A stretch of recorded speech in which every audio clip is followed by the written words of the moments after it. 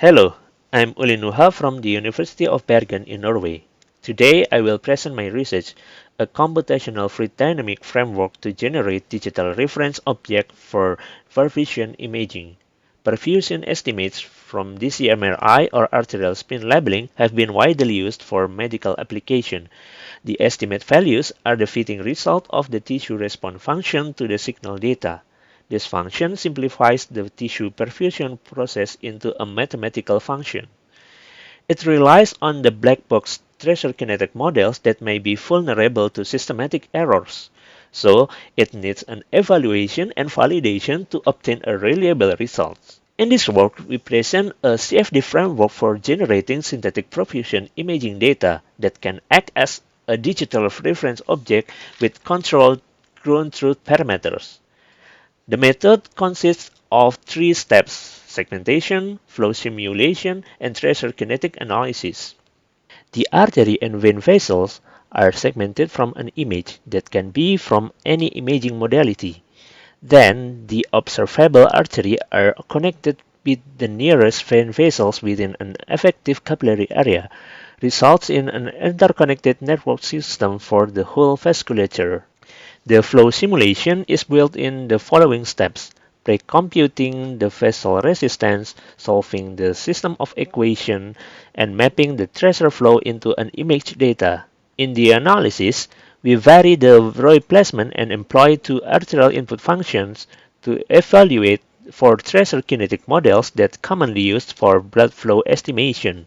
The simulated perfusion data is qualitatively resembling the real tracer flow and gives a synthetic dataset for analysis.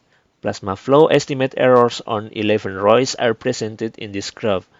The best estimate for maximum slope model is on ROI 11 and ROI 8 for the other models. ROI 6 and 7 yield the worst estimate. ROI 1, 3, and 4, enclosing some vessels, gives a similar estimate value. ROI pair 210 and 511 compare the vessel coverage in a same location. The ROI pairs show the maximum slope model's limitation. The smaller ROI have a short transit time, violating the modeling assumption of no outlet flow, which yield an underestimated value. Previous studies have also demonstrated that plasma flow accuracy increases with ROI size. The results show that the two-compartment model's flow estimates are similar to those of the one-compartment model, which means that the multi-compartment model, considering the extravascular compartment, could not be well measured in our digital model. The estimation errors in the one-compartment model may be caused by a violation of the well-mixed compartment assumption in the capillary model.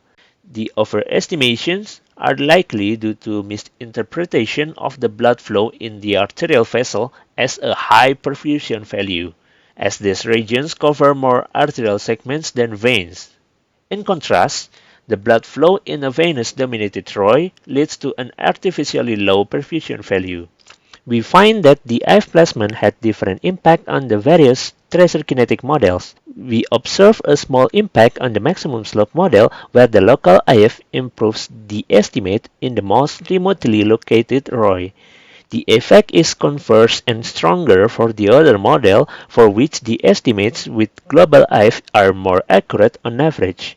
This modeling difference may be related to the bolus dispersion effects. In terms of data fitting, the maximum slope estimate is based on the rate of change in contrast agent, whereas the other models directly use the signal fitting. We may therefore experience that for the one-compartment model, reduced dispersion effect from local IFs are dominated by the increased bolus dispersions. The plasma volume estimates using both two-compartment models are stable, and IF placement has a negligible effect on average. In conclusion, the framework provides a suitable ground truth data for evaluation of the one-compartment-based models. The model can be used to study the problem of model bias in more depth than previously possible. For the future work, it requires a fine-grained vascular network and a more accurate simulation of key imaging features such as limited spatial resolution and partial volume effects. And thank you for watching.